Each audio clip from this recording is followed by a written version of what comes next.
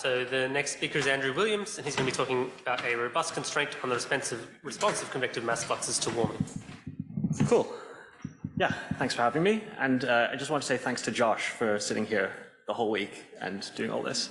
It's, well done. So yeah, I'm going to be talking about the responsive convective mass fluxes to warming. And, many of us don't spend our entire lives thinking about this, and so just to set the scene, I'm going to ask you to imagine that you're on a flight through the tropics, and maybe you've paid extra for a window seat. And if you have, then you might be lucky enough to see a cloudscape that looks something like this. And if you were to take a slice through the middle of the atmosphere, then you can, where's the button? Yeah.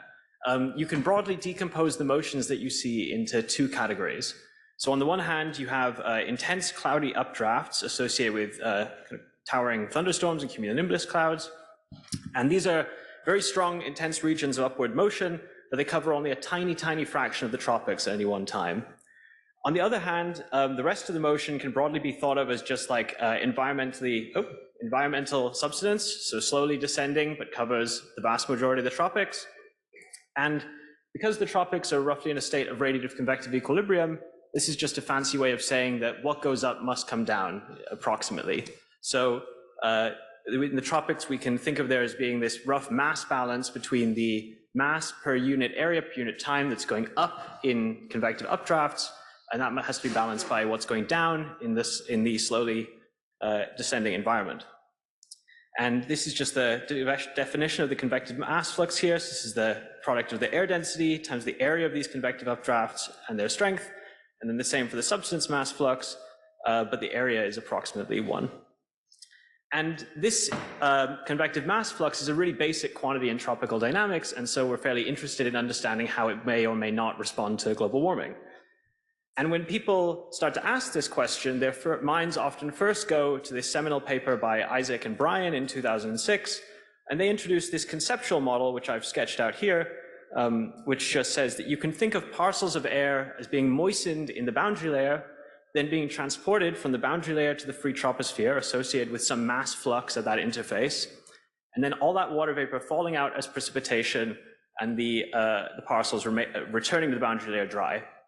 And if you take a global or tropical mean, you can write that the precipitation is this cloud-based mass flux times by the boundary layer specific humidity. And you can, if you care about mass flux and you feel like you know something about precipitation and boundary layer moisture, as I think we do, you could rearrange this and get an argument for how mass fluxes should respond to warming. So the argument basically goes that rainfall goes up relatively slowly in the global mean with warming, about 1 to 3% per Kelvin. Boundary layer moisture increases quite quickly, 6 to 7% per Kelvin, and therefore convective mass fluxes at this interface should decline under warming. That's the basic argument. And this argument, or this explanation for the response of convective mass fluxes to warming is pretty ubiquitous in the literature. So it appears, words like I've just said appear in the IPCC reports and in hundreds of papers by this point. But I think it was originally introduced more as a heuristic measure, not really as like a quantitative thing, which I think many in the literature have kind of taken it as. They pushed it beyond what it's meant to do. And so what we wanted to do first was just check how accurate this expression was in cloud resolving models. So you can take the RC EMIP archive, which Francisco just introduced. So these are a series of cloud resolving models run at very high resolution in idealized domains, no rotation, over constant sea surface temperatures of different values. You can look at global warming. And the benefit here is that these models explicitly resolve deep convective updrafts. And so you can calculate in a fairly unambiguous manner what the convective mass flux is by just going into these simulations and asking, is this grid cell cloudy? Is it going up? What fraction of the domain is covered by such things? And then average. And then you can plot on the y-axis, what is the change in cloud-based mass flux under warming versus what would you predict from this like P equals MQ type of scaling? And what you find is that there's not a great correlation between these things. So the Helden-Soden scaling, or the P equals MQ scaling, originally, I guess, introduced by Betts, consistently predicts a decrease of about 2% per Kelvin in these models, but the actual models themselves simulate a very wide range of changes in mass flux at this cloud base level. And so there are reasons for this. You can ask me in the questions or afterwards if you want. But the point I'm just trying to say here is that we need a better theory. So if we want to constrain convective mass fluxes, we need to move beyond this idea.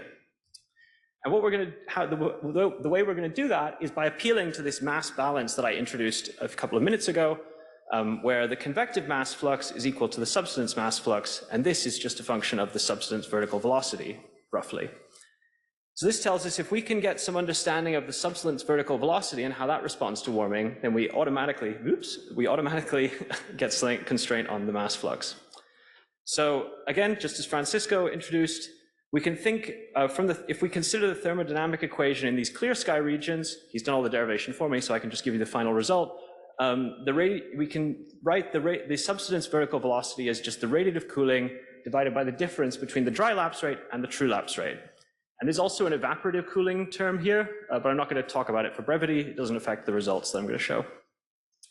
And then we can plug that into the expression we had a second ago, and we have some equation for the convective mass flux as a function of the radiative cooling and the stability. Now, under warming, it's a moister atmosphere, more latent heat release, and this means that in the tropics, the lapse rate stabilizes. So gamma here becomes a smaller number, you're dividing by a bigger number, and so if the radiative cooling doesn't change that much, then we expect that from this expression that convective mass fluxes should decline at a given level because of the stabilizing influence of the lapse rate.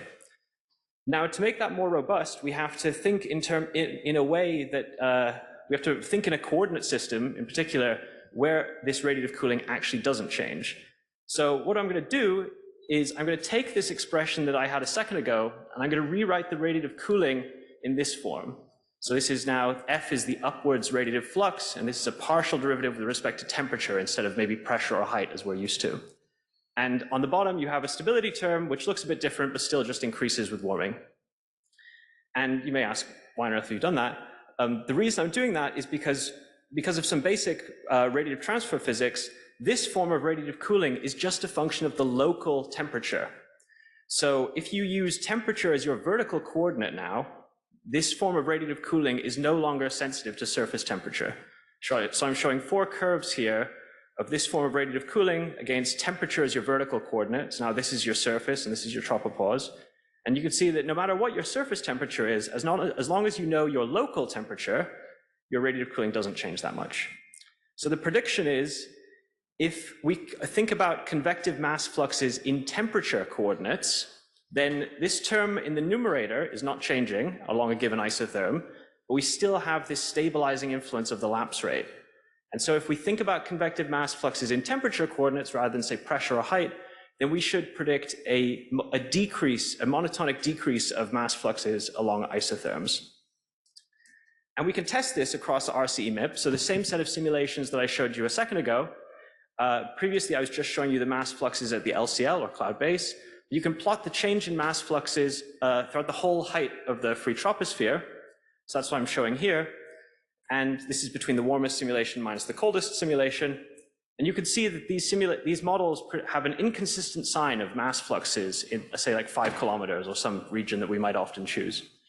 If we take the exact same data and we just use temperature as our vertical coordinate now instead of height, you can see that the models all now have a simple decrease at every isotherm, apart from right at the top where there's some like sampling issues. But for most of the troposphere, a decrease in mass flux with warming.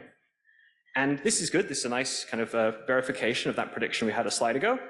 But there's still a lot of spread across these models. So there's still a factor of 2 or 3 spread across the simulations. And the reason for that turns out to be largely because in the control climate of these simulations, they disagree vastly on what the mass flux profiles are. So this is just in the coldest simulation we're using, the mass flux profiles vary a lot. So basically, if we look at fractional changes instead of absolute changes, so we just normalize with these profiles, what we find is that these fractional changes are very, very tightly constrained. So a lot of this spread is just coming from the fact that the models disagree on the baseline profile of mass flux. And they agree basically on a uniform value of about 4% per Kelvin. Give plus or take a little bit, we're all friends. And and this is pretty remarkable to me actually, because these RC-MIP models, I would say that one of the most famous things the thing that RC-MIP is most famous for me is showing that RCE is not a very robust state. These models disagree on loads, but they managed to agree on this. So that hints that there might be some robust physics here. And so we're going to try and just dig into that quickly. So why does it decrease at about 4%? So we can take this expression that I showed you a second ago and just take the logarithmic derivative with respect to surface temperature to get the percent per Kelvin change. And we find that there's this expression on the right-hand side here, which is just a function of the lapse rate, which is consistent with everything I've talked about so far. And we can plot, this is the mass flux changes, this is that contribution of the lapse rate, and it agrees really well. So this tells us that quantitatively, the changes in mass flux are mostly coming from this stabilizing effect of the lapse rate under warming. And because we have a reasonably good model for the lapse rate under warming, moist adiabat, we can go and we can build a very simple theory for what the analytical theory for what this line should look like across models. And I'm not going to go through it here, but I just want to show you that it's like 2 lines. It's not that hard. And if you overlay it on top of the results you get from RC-MIP, this is a picture from when I made that plot. That's me. And it lines up really well, apart from in the upper troposphere mostly, because that's where the lapse rate, the moist adiabat is not a good model for the tropical stability changes. I'm running out of time, so just in conclusion, we've shown that convective mass fluxes are robustly decreased with warming if you look at them in temperature coordinates at about 4% per Kelvin because of basic lapse rate physics. We've also tested this in global storm resolving models and CMIP. You can ask about that if you want.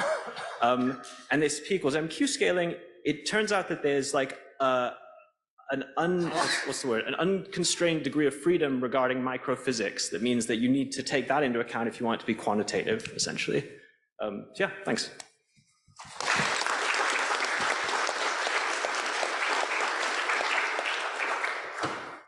Okay, we have time for 1 or 2 questions. Spencer got up very rapidly. Thanks, Andrew. Great. So mapping back to height land. Yeah.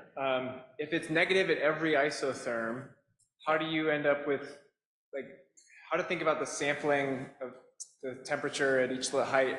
How do you get positive values at some heights if at every isotherm it's negative? So it's about like the vertical gradients in, say, height space, for example. So say your mass flux profile in height space was uniform, and then it decreases in temperature coordinates. Then in height space, it'll also decrease at every z. But if you have a sharp kink, then it could decrease in height in temperature space, but actually increase in parts of height space. So I don't know, did that make sense or not?